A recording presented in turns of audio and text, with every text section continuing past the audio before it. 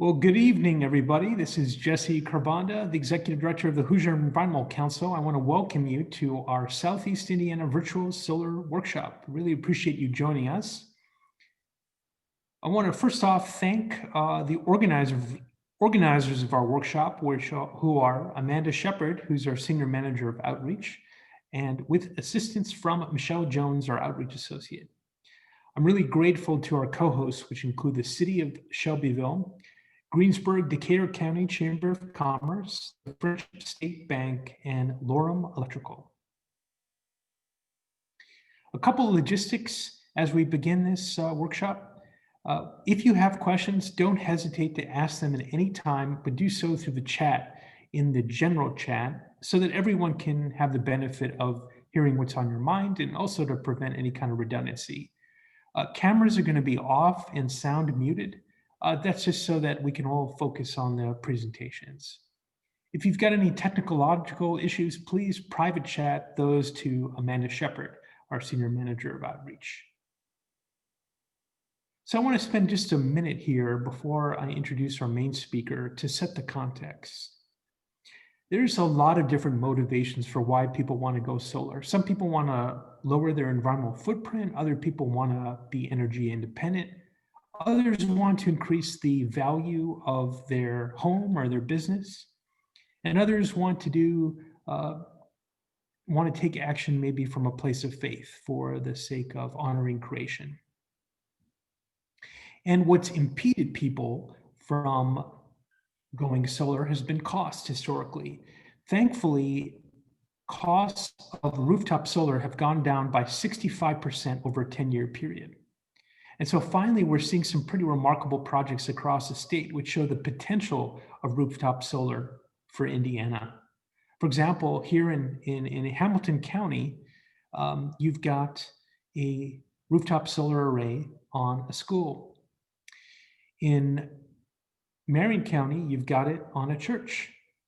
In Monroe County, you've got it on a county building. And up in LaGrange County in Northeast Indiana, you've got it on a manufacturing facility. So you've got it on various different types of buildings, and that's showing the promise of rooftop solar. Yet if you look at the electricity of Indiana overall, rooftop solar doesn't even make it to 1% of total electricity at this stage. However, the US Research Lab, the National Renewable Energy Lab, predicts that rooftop solar could account for as much as 40% of US electricity in the coming decades. So with that backdrop, I'll kind of lay the foundation for our workshop today. First, we'll have a extended presentation from Micah Lorem, who heads Lorem Electrical, and he'll talk about solar technology, financing, and project development. Then I'll talk about how we can make rooftop solar more accessible and affordable in Indiana. And then Amanda Shepard will talk about how to talk to your lawmakers, since the goal here is not only to demystify rooftop solar to you, but also to encourage you to talk to your lawmakers so that we can make rooftop solar even more affordable and accessible across the state. After that, we'll have Q&A. So with that, I'm gonna turn this over to Micah Lorem. All right, thank you, Jesse. I'll share my screen here.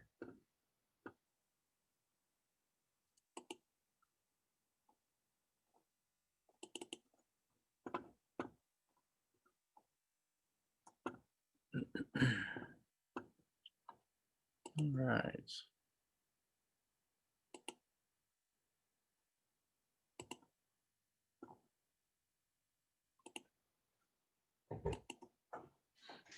Okay, can everybody see that? Great. Okay, so just want to kind of let everybody know, who we are as Lawmaker Electrical is a energy solutions provider. We got involved in this field many, many years ago, wanting to do more for our community. We thought that going solar and installing solar was good for us. It was good for the community, and it's good for your neighbors. It's also good for the utility as well. We are a solar energy company. We're an electrical company. We do many various things. Obviously, we are the first, and as of right now, we're still the only solar installer in southeastern Indiana. We're also an authorized Generac generator installation and sales. We do many different applications such as underground locating. You can even locate your field tile for farmers. We do bucket truck services, residential, commercial, industrial. We do troubleshooting. We have master electricians, journeyman electricians, apprentice electricians, solar electricians. We have generator technicians. One thing that I'm really proud of is that the employees and myself we're safety oriented, safety minded. We have certified EMTs on staff, first responders, firefighters. So all of us that work, and just it wasn't that done that way on purpose. It just kind of happened. We were all safety work in the EMS field. And to my knowledge, Lorm Electrical is also the only company in the region that offers a 10-year workmanship warranty on what we do, located right here in Greensburg, Indiana. So we want to help our community and surrounding communities to be more energy aware, stay safe, healthy, and to save some money.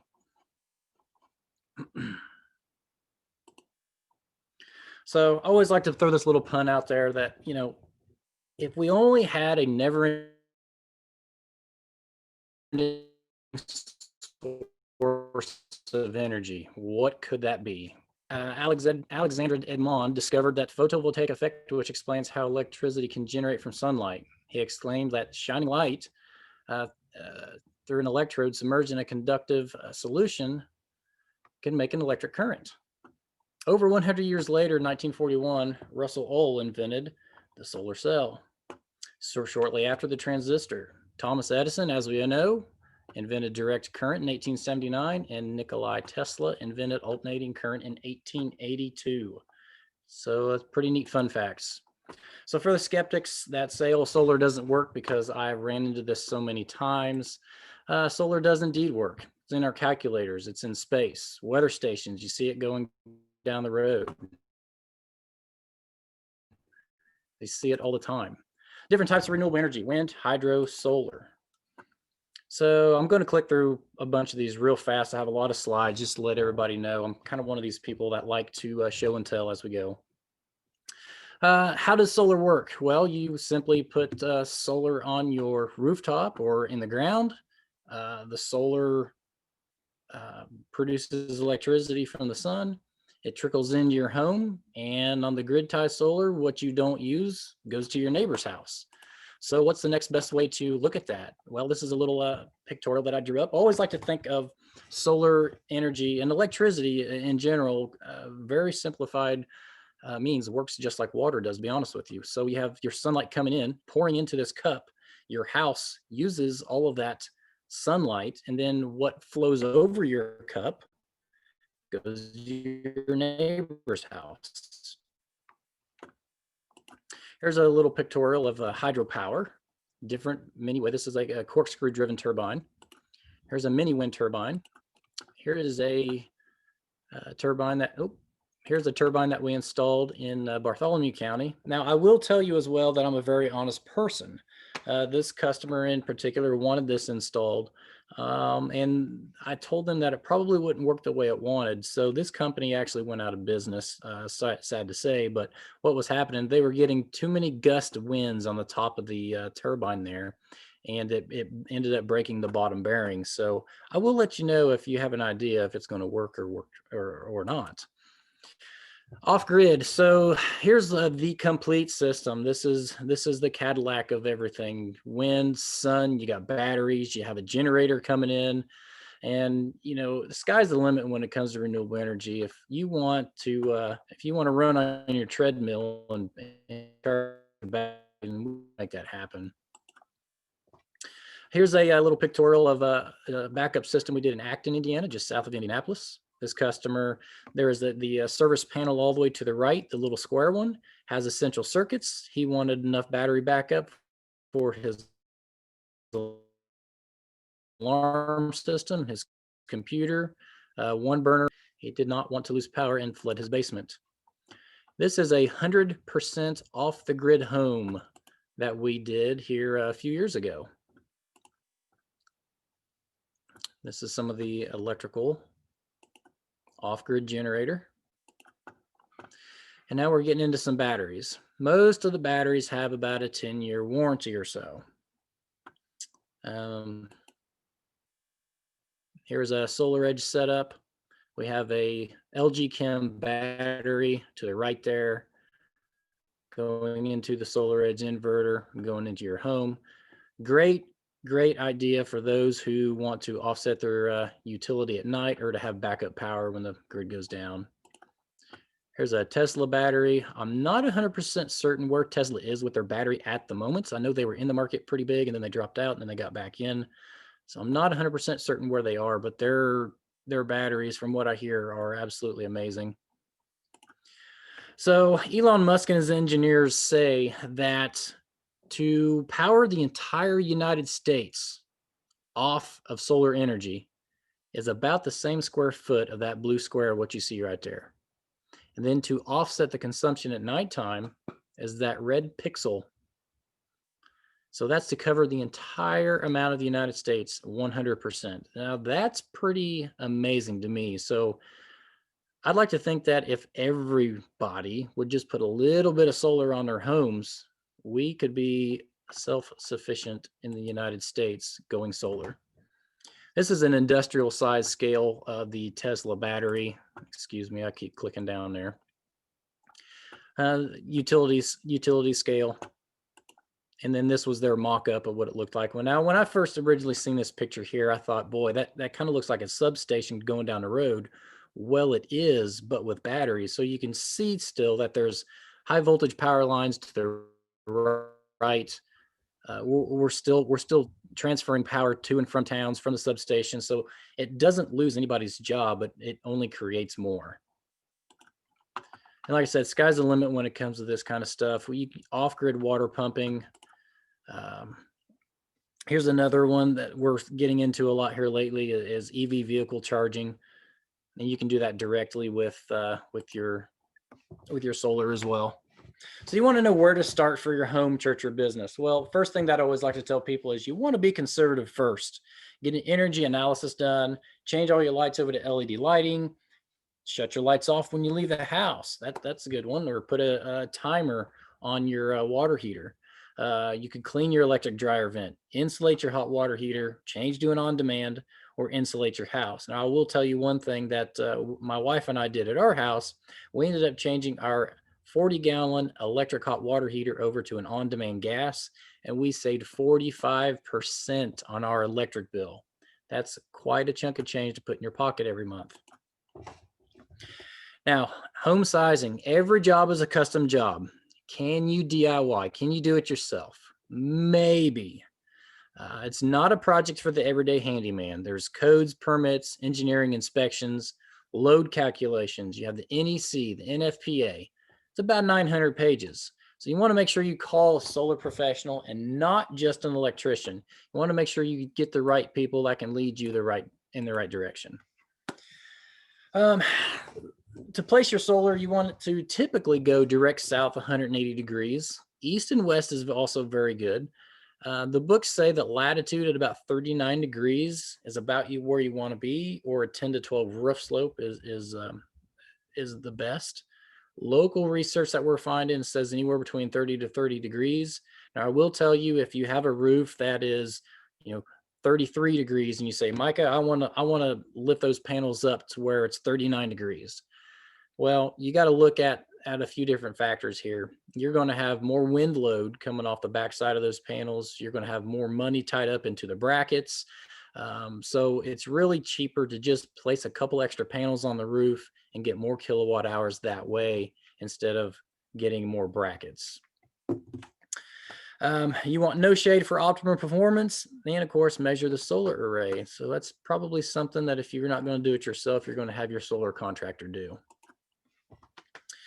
Grab your electric bill. So get the last 12 months of your electric bills, total up the kilowatt hours, divide by 12 months, divide by 30 days, divide by the number of average sun hours. So Indianapolis area, you're going to do 4.5, and then divide by 0.8 for a D-rate factor. Now that means a whole lot of different things, but we won't get into that right now.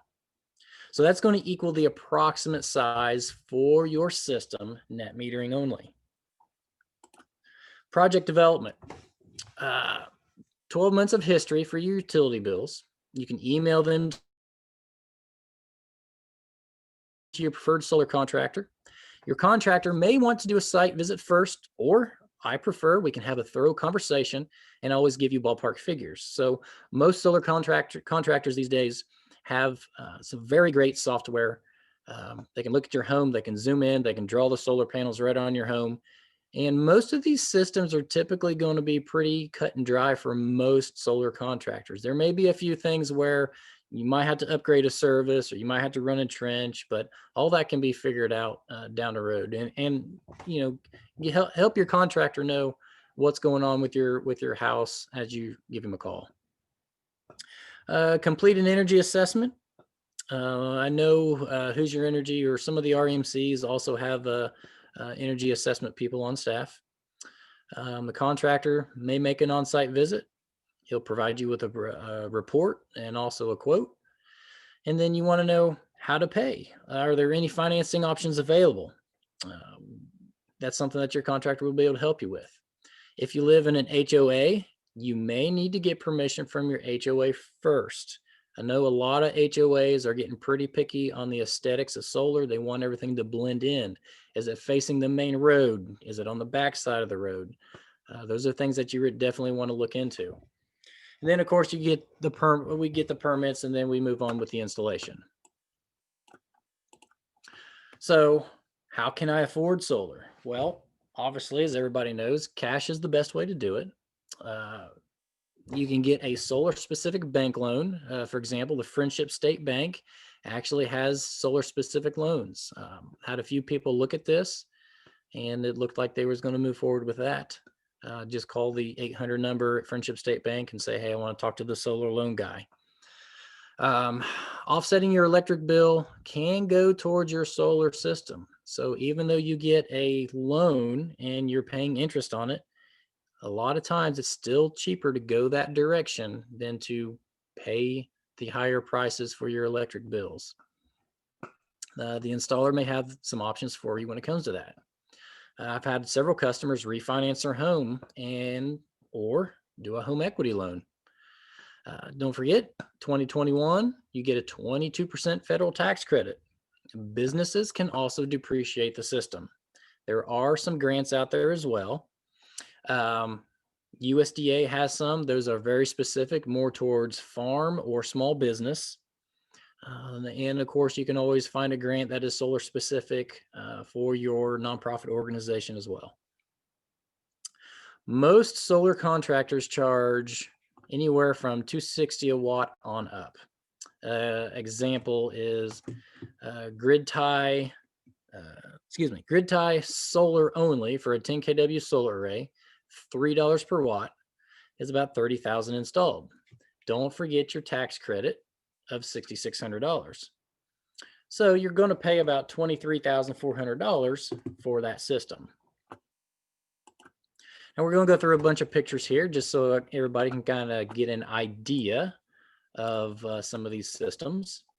That's a flat roof ballasted system that's non-penetrating. They have the rubber underneath the ballast holders and then ballast blocks on top. This is a system that we propose for a customer with some of the software that we have. Kind of give them an idea what that looks like. No matter the type of roof that you have, there's all kinds of different mounting hardware, whether it be standing seam metal roof or asphalt shingles. We have that capability. If you don't have enough roof and you have enough ground, that's also not a problem. Here's a bunch of pictures here. This is kind of going through one of our projects that we did. Ground mount system was a 50 kW system we did on REMC.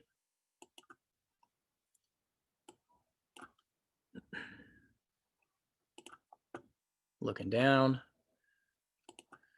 And then, of course, back to that safety thing. There are stickers everywhere, so everybody knows what's going on and what everything does. And here's another project that we did. This gentleman here had us install a tilt system. And if you have a tilt system, it can increase up to 15% per year, but you got to be on it at least every quarter of a year. Some people go out there every month and just move them just a little bit more so that they can gain the most that they can. I will tell you, you want to make sure that the type of ground mounted system that you have has an engineer stamp of approval. There are a handful of companies that are building these in the back of their garage, which I don't have a problem with, as long as it has an engineer stamp of approval. I have heard horror stories of some companies selling these to customers, and then the next time they get a gust of wind, it pulls them right out of the ground. This is a single axis tracker, so it follows the sun from east to west. Then here's a dual axis tracker. A lot of people like to call this the sunflower. So some shading isn't that bad when it comes to your solar. There's ways that you can get around that. There's microinverters, DC optimizers, and then you also have string inverters as well. So this is what a string inverter looks like. Now, if you have a string inverter and you have some shade, and there's my little pictorial there, we got some leaves bogging down the entire system. So if you have leaves on one solar panel, it can pull down the entire system that's on that string. But to get away from that, you want to do microinverters, or you could do DC optimizers. So what this does is you place these on the back of every single one of your solar panels to enhance the performance of your system. This is what a solar edge inverter looks like. And you use the solar panels in conjunction with the optimizers, and that enhances your system. A little pictorial of how that is put together. And there with the optimizers or the microinverters, when you have that one panel that is being bogged down, the rest of them are still working at 100%. So here's a pictorial of a project that we did, and this is actually we mocked this up for the customer so he can get an idea what it looks like. After we install the system, this is here in particular is a solar edge. It can give you all kinds of information. It's so neat. I love doing this stuff. You can get yearly information, get daily information, what you've produced, hourly. And then if you have a problem with something, you can get a text message, email alert. There's online portal. You get the phone app. So you see that red arrow is pointing at right now. It's that panel is dark blue. So we knew we had a problem. Either it was leaves or broken panel or broken optimizer. But this ended up being a very, very simple fix. We just cleaned off the panel, and it had a lot of debris on that panel. And we ended up fixing it. So this customer in particular had a system payback in 8.4 years. He got, at that particular time, he got 30% back from the federal tax credit, and we ended up getting him a 25% USDA grant, not including his depreciation. So with his depreciation, he was actually probably able to get about a 7, maybe 6-year return. This is an electricity cost trend that shows, hey, if I go solar now, I can save money. If I don't, inflation goes up. Inflation right now, I believe, is around 2.7% per year. It does fluctuate from year to year. And then that was the gentleman's system as we were finished installing it. You can also get a carbon footprint with those little bit of panels that we installed on this gentleman's facility. It was the equivalent of planting 8,400 trees, reduced driving by 722,000 miles, recycled 1,100 tons of waste, and displaced CO2 for about 41 homes. There are many different kinds of solar panels, polycrystalline, monocrystalline, different colors, black aluminum frame. Most of your homes these days, it's going to be a black frame, black back sheet, black cells, 60 or 72 cell. And I get a lot of questions all the time of, hey Micah, what kind of damage will these things take with hail? Well, they withstand 1-inch hail at about 52 miles an hour. And that's pretty good. We don't get too much hail around here that's that big. So let's watch this. Well, we're going to try to. It might not load up.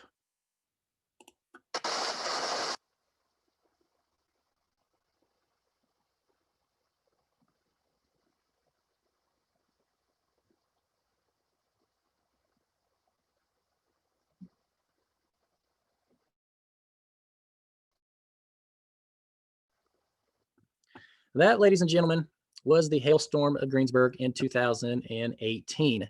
That is my hand holding a bigger than golf size ball hail. I actually found a couple of them that were baseball size hail.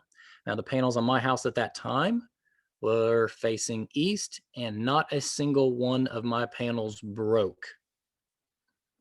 I typically try to, and I can do this here later on, Jesse, if you want, but I actually have a demonstration that I can show you all that I will throw a huge chunk of ice at the solar panel sitting directly behind me. That way you all can see it for yourselves. Panel warranty. So most of the solar panels themselves have like 10-year product warranty, and then the production warranty has anywhere up to a 25-year production warranty, 97% all the way up to 90%. Some of them are a little less, but that's typical to see. Nameplate rating on the back of the solar panels. We typically make sure that the power tolerance is a 0 positive.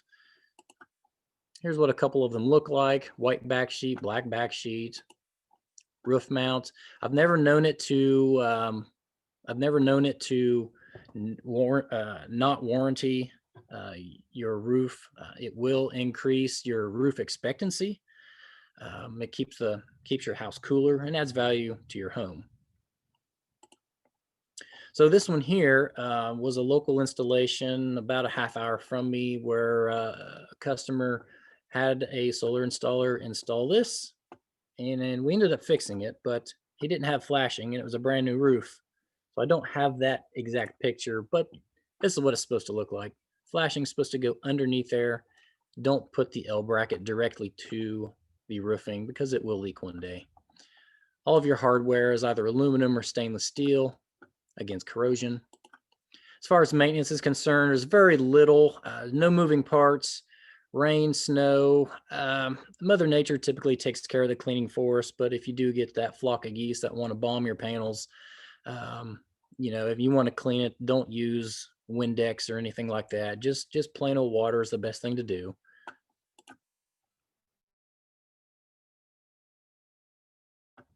So here's a bunch of pictures here. We can go through them. I'll just click through a bunch of these just to show everybody the different unique looks that solar has. Awnings, pergolas. I mean, these can be very, very aesthetically pleasing.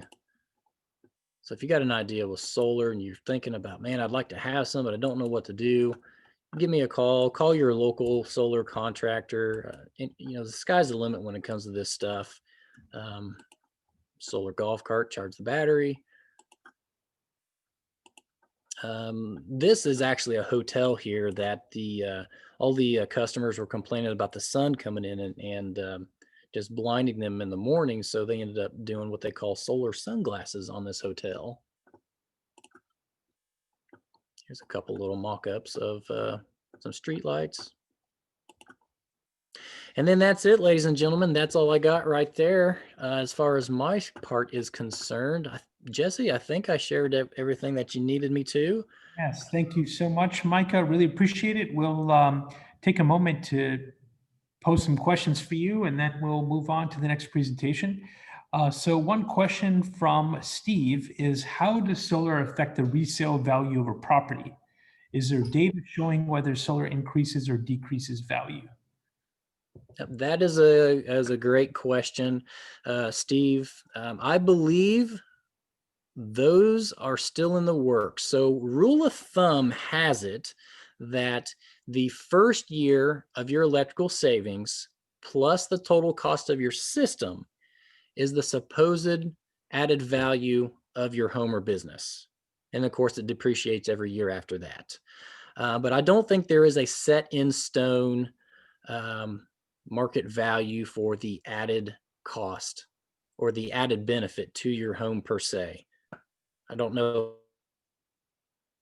if that answered it directly, but I know that's still in the works. All right, great. Another question is about just kind of elaborating a little bit about the break-even point for installing solar. And again, we know it's going to vary for many reasons, but for a home in this case. Absolutely. So if you're an average home, and let's say, and I don't know, I typically don't like using averages either because it does vary. But I will tell you, most of my residential customers are spending anywhere from $30,000 to $40,000 on a system.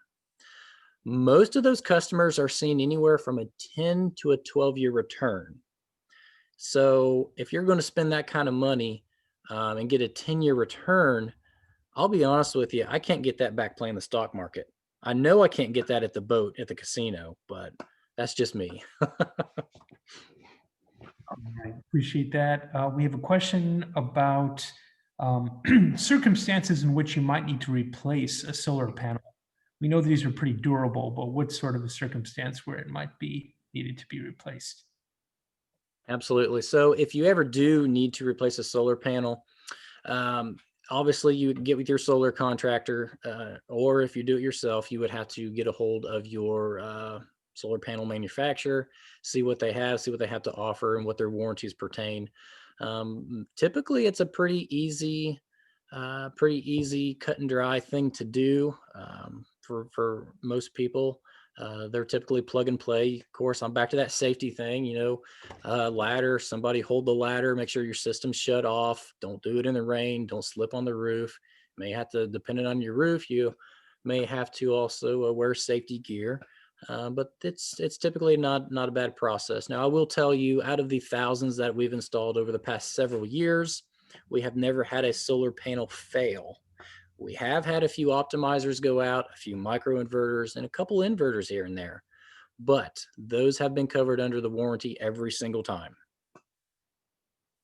All right. We got another related question about kind of sequencing between re-roofing and solar installation. So, kind of the generic understanding is you make sure your roof is fully set to accommodate solar. But what if you have a situation where you need to replace roof tile after you've installed solar?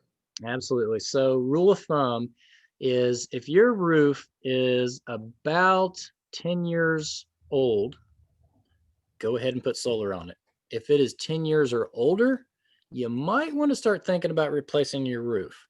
I've done both. I've had some customers have older roofs, and they've had a roofer contractor come look at it and say, "Oh, you've got quite a while yet on this roof."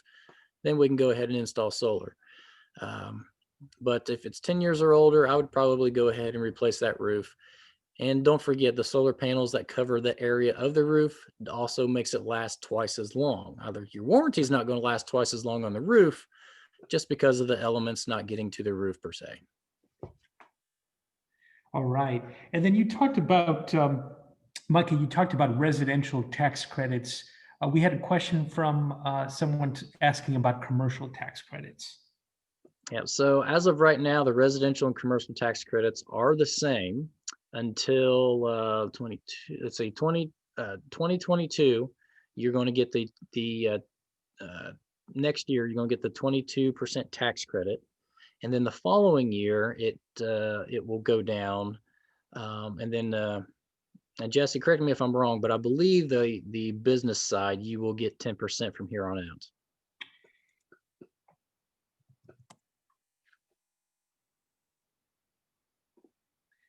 Let me verify that. It's changed a couple. We'll get back with folks. They've changed it a few times, Yeah. and it's hard to keep up with all that information. But I believe after the next go around, I believe all businesses, small businesses, will get 10% from that time forward. Yes, that is right. I have verified that. Yes. Thank you.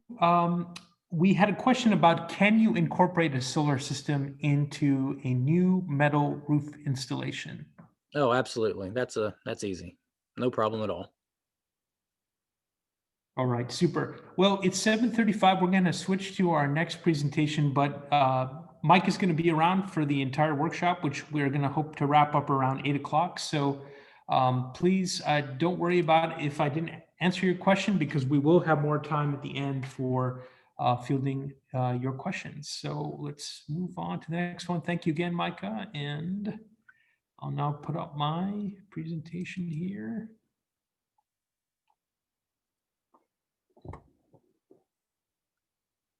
Okay. So Micah, of course, walked us through what a single solar installation is like, and to help us understand the technology and the project development and so forth. The question I want to answer is, how do we make rooftop solar even more affordable and accessible in Indiana? And the question is, why do state laws matter on this issue?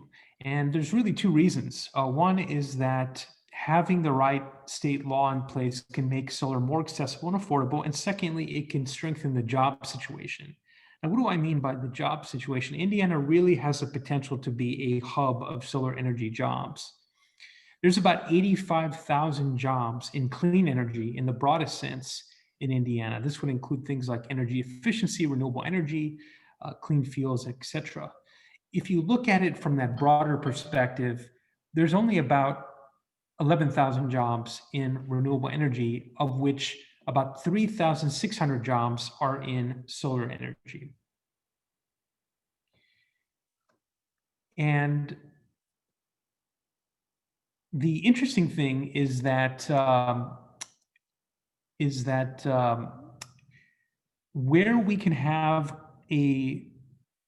some really good opportunities for jobs happen to be in areas where the per capita income in the county is lower than the rest of the state. In other words, some of the best areas for installing renewable energy happen to be the counties which have lower than average per capita income. So it's a good economic development opportunity for those counties.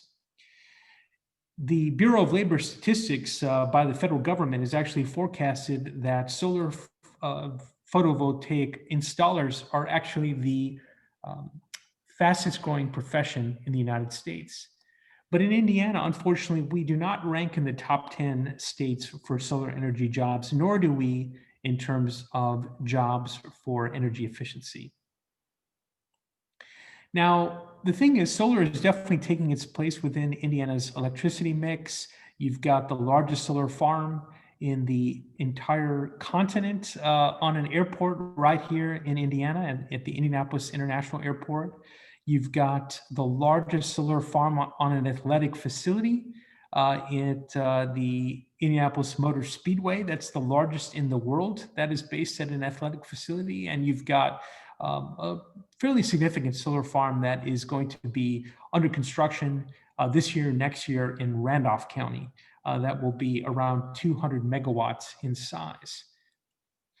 But the challenge that we face is that even though we're seeing large-scale solar emerge across the state, there is a little bit of a challenging situation for rooftop solar.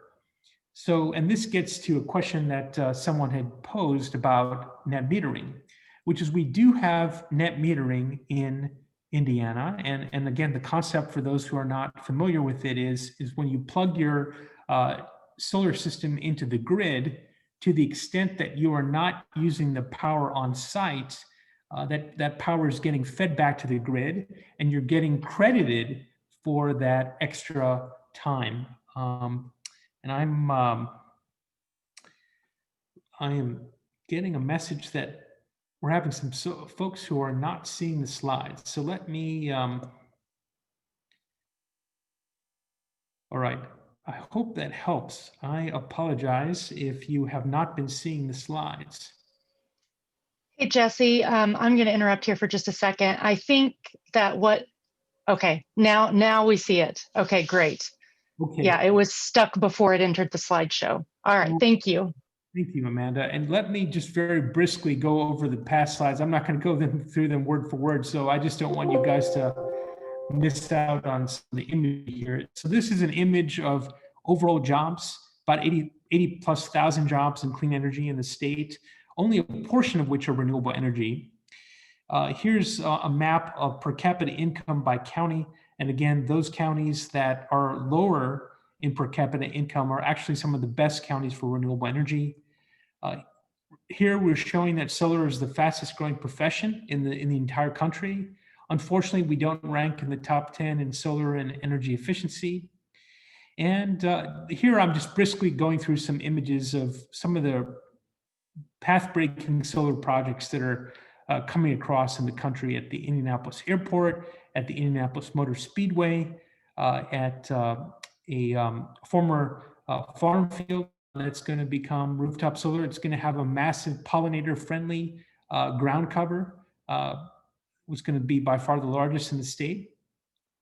But the problem is that even though rooftop solar has become affordable, the policy climate related to rooftop solar is changing. So I was just talking about net metering, which once again, you plug your system into the grid to the extent that you are not using the power on site, whether it's a home or a church or a business, you're getting credited for that electricity on your bill. Now, the problem is that Indiana is in the minority of states now that is phasing out net metering. So provided you install rooftop solar before June 30th, 2022, you can net meter your system. And your system will be net metered until 2032.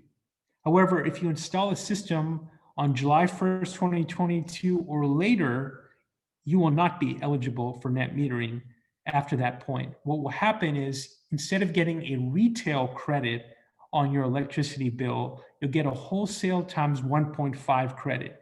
So you're going from a credit on your bill of say 11 cents per kilowatt hour of electricity of solar that you're generating to maybe 4 cents a kilowatt hour per for again electricity that you're feeding back onto the grid. So does it mean that you shouldn't install solar after 2022? Absolutely not, because solar is going to continue to get less expensive, but it's something to be aware of. It's something that's going to affect the economics of your project. And I know Micah can elaborate on that in the Q&A. I want to briefly talk about some policy opportunities that are being debated slowly in the Indiana General Assembly. And they all have to do with one of three circumstances. One is, could there be a technical impediment for your going solar? Maybe you just have an old roof and you don't have the money to replace the roof so that you can safely install solar. Maybe you've got a lot of shade and you don't have a place to install solar necessarily on your property elsewhere, and you don't want to cut down those trees that are providing shade to your home. Maybe it's a financial reason. You don't have cash, or maybe you're not wanting to take on another loan. Or maybe it's a legal reason, which Micah spoke to, which is that you live in a homeowners association that's really, really rigid, and they prohibit solar on your rooftop. So it could be one of those situations. That's where public policy kicks in. One public policy we want you to be aware of is something called third-party community solar.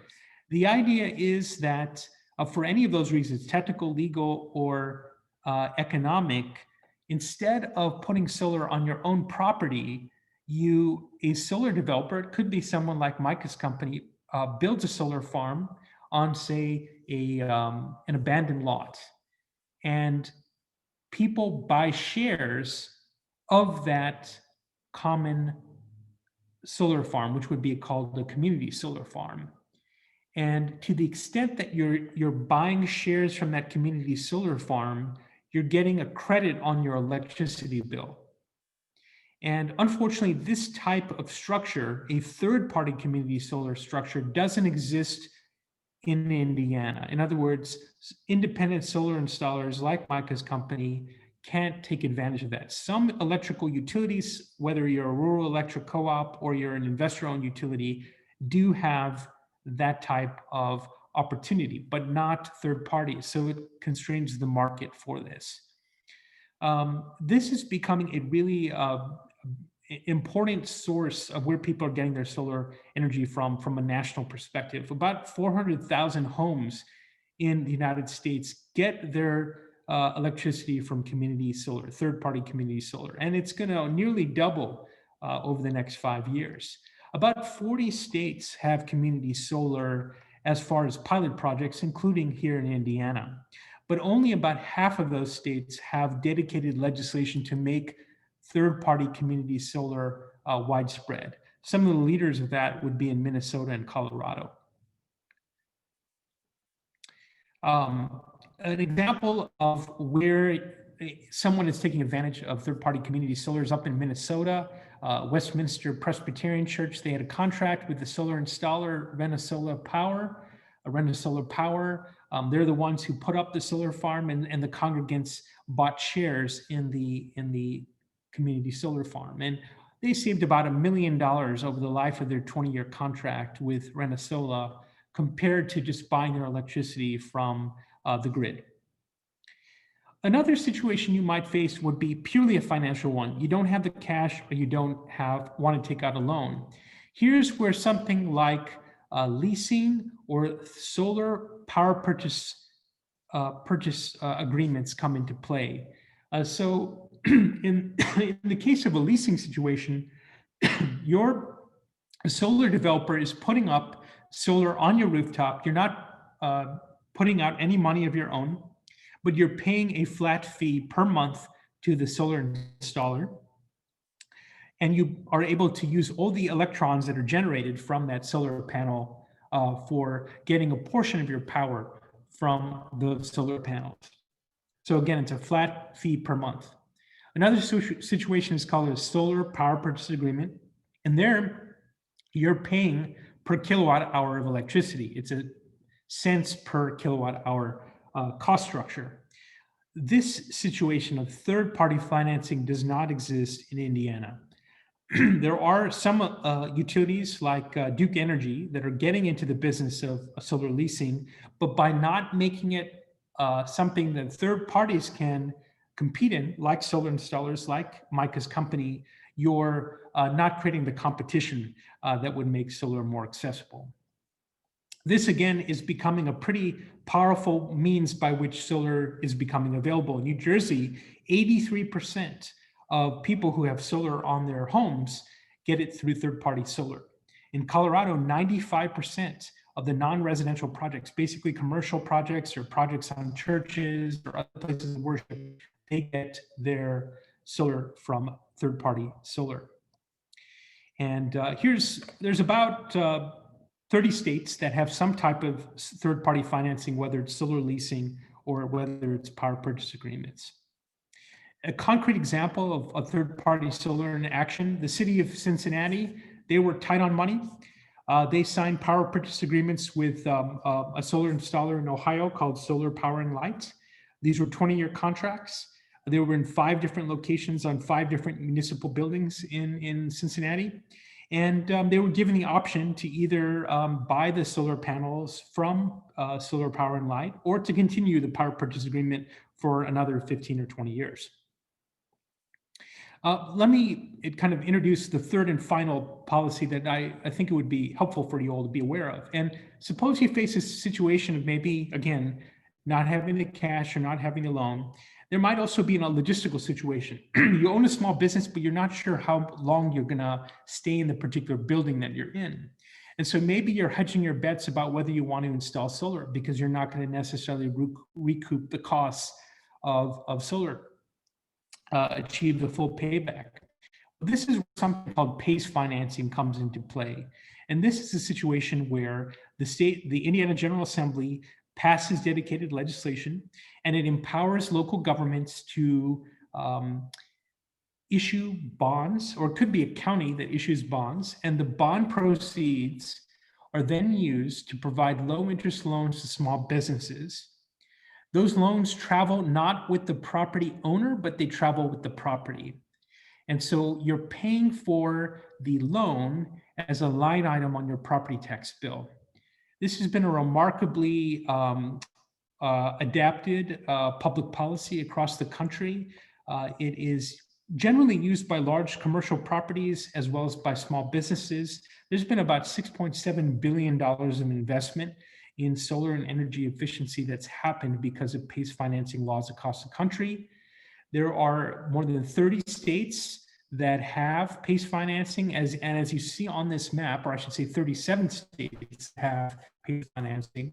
As you see on this map, unfortunately, Indiana is the only state in the industrial Midwest that does not have PACE financing, despite an effort in the legislature a couple of times to get this into law. A good example of this is Powers Distributing, which is a beer distribution company in Michigan. They used a PACE loan to put up 95 kilowatts of solar plus LED lighting. And thanks to that arrangement, they saved $350,000 on their energy bills over a 20-year period. Finally, I just want to make folks aware of a couple of near-term opportunities. In the 2021 session, which of course will start in January of 2021, we anticipate that there are going to be a few different rooftop solar bills, one of which may be having to do with this very controversial bill that phases out net metering that I mentioned a few slides ago.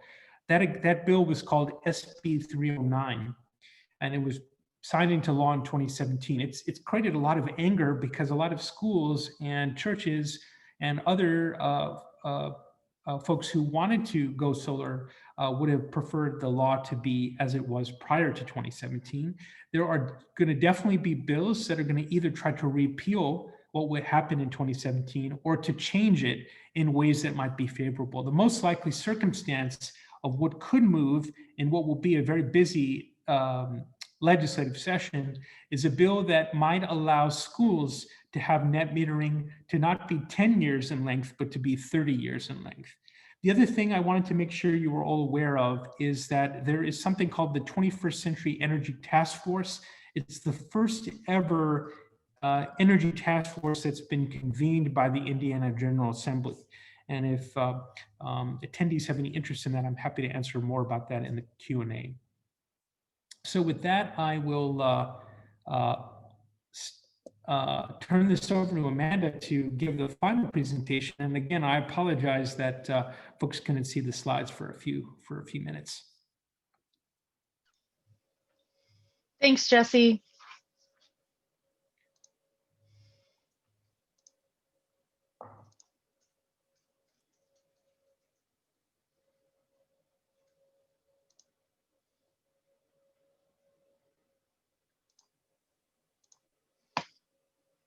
All right, so I am going to talk a little bit about how to engage with your state rep and your state senator.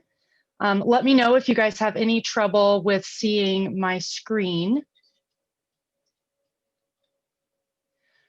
So Jesse alluded to this a little bit when he was talking about policy. So talking to your lawmakers is really, really important when it comes to helping make solar energy more affordable and also more accessible for all Hoosiers. And so we're going to ask and encourage you to take a few steps to kind of help us get to that point where solar is something that is more affordable for everyone and can help benefit the kind of larger electricity picture in Indiana. So the first thing we would encourage you to do is to find and save your lawmakers' contact information. And we've tried to make this as easy as possible for you. So if you go to this website here down at the bottom, bit.ly/INLegis, and you do actually have to capitalize that I, N, and L. That is actually just a shortcut to get you to what is pictured here. So this is the Indiana General Assembly's website, Find Your Legislator page. And so when you are directed to here, you can just put in your street address, your city, of course you're in Indiana, and your zip code, and click search, and that will pull up all of your lawmakers' information. So that will actually bring you not just your state lawmakers, but also your federal. Of course, we at HEC are more focused on state, but it's always good to have all of that contact information there. So we encourage you to look this up and then save that information in your phone and in your email contacts, so that way it's easy for you to reach out to them at the drop of a hat. The next thing we would encourage you to do is to follow the latest in the legislature. So the Indiana General Assembly runs from January through March or April every year, depending on whether it's a short or a long session. And so we at HEC are constantly watching what's happening in the legislature. And so you can actually follow along with what we are working on by going to hecweb.org. And going to our Bill Watch page. Now, right now, the most current is Bill Watch 2020. That will, of course, change. Probably very soon, actually, we'll get up our Bill Watch 2021 page because, of course, the next legislative assembly will be starting in January. So you can come here and find out what's happening, what issues we're working on, what bills we're watching as they're moving through the legislature, and what actions you can take. The other thing we would encourage you to do is to meet with your lawmaker before the legislative session. Of course, right now, very few people are doing things in person, which we totally understand, and we don't want to encourage you to do anything that's at all risky. So we would love if you could try and meet with your lawmakers via Zoom if possible. Get a hold of them, find out if they'll be willing to kind of have a sit down with you and yes, okay, somebody just asked if I could email links. I can absolutely email links. And we will actually do that at the end. Probably tomorrow or in the next couple of days, we'll send all of this information to all of you. So meet with your lawmakers via Zoom if possible. And what we would really encourage you to do is to try and make a commitment to meet them between Election Day and Thanksgiving. As you can imagine, most people are really focused on the election right now, and so unlikely that they would agree to meet with you before that November date. But then after Election Day and then before Thanksgiving is really good because one, hopefully, you know, they can breathe a sigh of relief, or they're celebrating because they just got into office. And then you want to do it before Thanksgiving, of course, because then you're getting into the holiday season. And of course, everyone is busy then. I will say you can meet them during the legislative session. Again, that begins in January, but we do know that this legislative session will be very different and difficult. For one, there's going to be a lot going on that is COVID related in the State House. For example, some meetings may not even be happening in the State House. They might be in a separate building. And then this is also a budget year. So we do a budget every 2 years. This is the budget year. So there will be a lot happening once the session starts.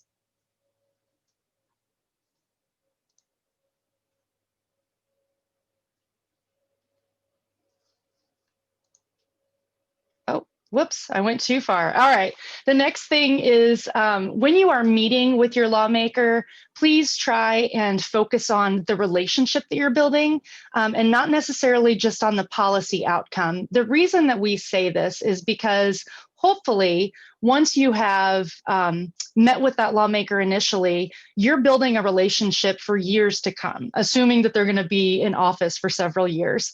So you want to really get to know them as people. So that way you have kind of an in with them so that you know what makes them tick, so that you can really develop that rapport and make sure that they understand what your motivations are as a person and you also understand them. So the next thing is we encourage you to prepare before you have your meeting. So again, you're doing it on Zoom, so it's nice and easy to just have notes there, you know, at your side of your desk, or maybe even up on your laptop or desktop computer.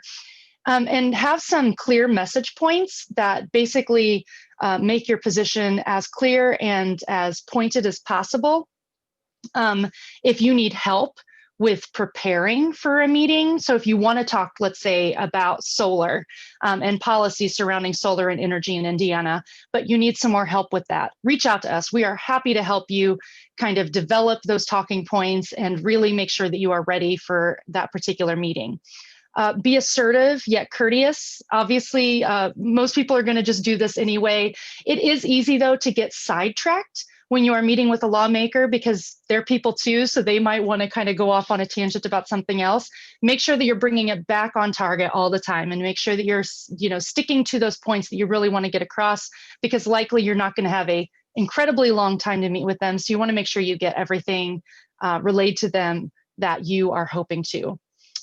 Next, we would recommend you actually give them a summary of information as you're wrapping up that meeting. So whether you send it via email or even in the chat, you can put a link, give them basically one page. You don't want it to be too long because they're not going to read anything that's super long.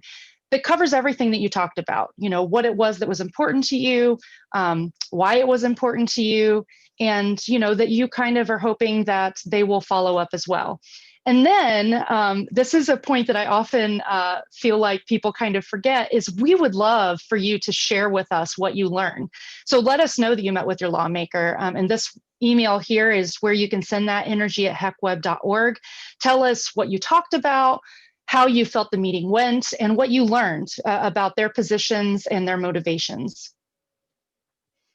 As I mentioned, we're always ready to help you in whatever way we can, whether it's learning to talk to your lawmakers or engaging with your fellow citizens. So you can reach out to me. Again, my name is Amanda Shepard. This is my email address, which I will make sure is shared with all of you in our follow-up emails here in the next few days. But please don't hesitate. Truly, this is my job, and I love to do it, is to help citizens become more comfortable talking with their lawmakers and helping them kind of prepare for any meetings they may have.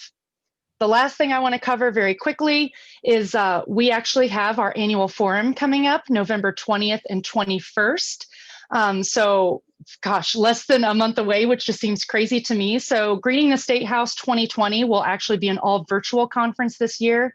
It is the largest gathering of environmentally minded Hoosiers every year. And we are going to have a number of really great panels, including one on clean energy that's going to feature experts talking about just this issue. So I encourage you to go and to register at hecweb.org/GTS. We're also going to have discussions on sustainable agriculture, river and lake protection. There will be lots of experts there, including lawmakers.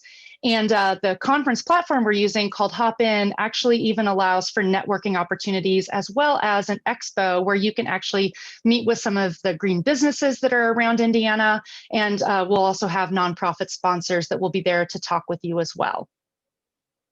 So with that, I think we're back and ready for questions and answers. Great. Thank you, Amanda, for your presentation. And we want to be respectful of everyone's time, but we also want to have an opportunity for folks to ask some additional final questions before we adjourn.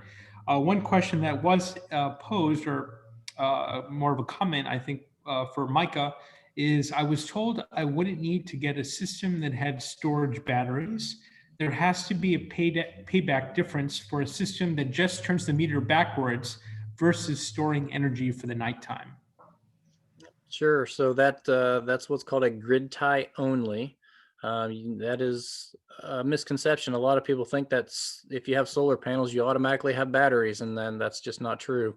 But yeah, that's called a grid tie only system. You can build those systems up later down the road if you want to prep for battery storage or use batteries anyhow. As far as the payback goes, with and or without panels, the battery technology market is still somewhat a new thing. It's really taken off more this year, and that market is going to start getting cheaper years down the road. We've done more battery projects this year than we ever have, but from what our analysis has found, if you get a battery, you may not need as big of a solar system, but the payback is still going to be relatively close as doing just a standard grid tie system. The reason why that is because you don't have sunlight at nighttime, but you're using your battery at nighttime. So that payback is going to be relatively close. Great, appreciate that, Micah. Another question, very different question, is who takes care of leaves that end up being on solar systems? Is that the responsibility of the homeowner or the solar installer or somebody else? And that is the responsibility of the homeowner, as they are the owner of the system. Unless you have a contract with a handyman or your solar contractor or you're a lawn guy to do that. If you do decide to have your panels cleaned, just make sure you do it the proper way and safely. All right. Another question just coming in is, I'm wanting to install a single solar panel to charge all of my lawn care equipment. Do you recommend, do you have any recommendations in terms of wattage or the type of panel? That's getting back to customization. Really need to know what all your specific needs are, and what you're charging before I could even answer that appropriately. All right. Well, we'll make one more final call for questions from our audience. We're just a few minutes after 8 here. And apologies, I guess I did not have my screen on full screen. I seen that from Amanda a little too late. So I hope everybody's seen my presentation okay. Oh no, yours was good, Micah. Yours was Yeah. good. I was having some glitches on my end, actually. All right, final call from anybody? Okay, and as Amanda noted, if you do have questions as a follow-up to this, don't hesitate to email us at energy@hecweb.org. If we don't know that at Hoosier Environmental Council, we'll be sure to share it with Micah. Just as follow-up here, we will be sending out an email, as Amanda mentioned. That email will have a recording of this webinar if there were family and friends and colleagues who weren't aware of this. We will also be sending out a link to a particular page on our website, hecweb.org/solar, where you'll find all presentations that have been made in the different solar workshops that we've done, as well as more information about things like the federal tax credit that's going to phase out at different levels for both residential and commercial property, as Micah talked about. So really appreciate you being with us. We appreciate our co-hosts again for getting out the word. Micah, thank you so much for all of your time and sharing your knowledge. Amanda, thank you for sharing your knowledge about engaging lawmakers. And with that, we again wish you well, hope you stay healthy. And again, you'll hear from us in the next few days. Have a great evening, everyone. Thank you all.